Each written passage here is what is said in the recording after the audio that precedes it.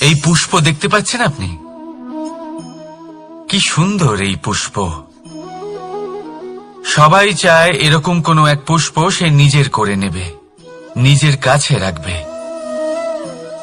এবার ভাবুন, এই পুষ্প যে সম্মান পায় তা কিসের জন্য পায়?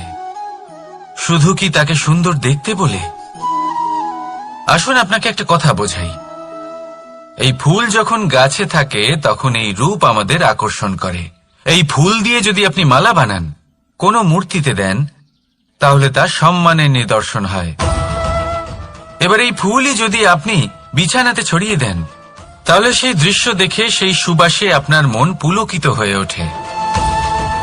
কিন্তু ভাবুন, এই পুষ্পই যদি আপনি চিতায় সাজান, তাহলে এই পুষ্পকে আর কেউ সম্মান করে না।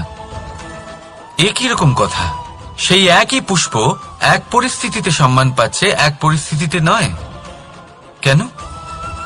কারণ এতেই লুকিয়ে রয়েছে একটা গুরুত্বপূর্ণ শিক্ষা। এর সারমর্ম হলো এটাই যে এই সম্মান ব্যক্তি বা বস্তুকে করা হয় না, সম্মান করা হয় সময় এবং পরিস্থিতিকে। এবার এই যে সময়, তা কখনোই আমাদের বশে থাকে না। আমাদের বশে থাকে পরিস্থিতি। আমাদের পরিস্থিতি কেমন হবে তার সিদ্ধান্ত স্বয়ং আমরাই নিই।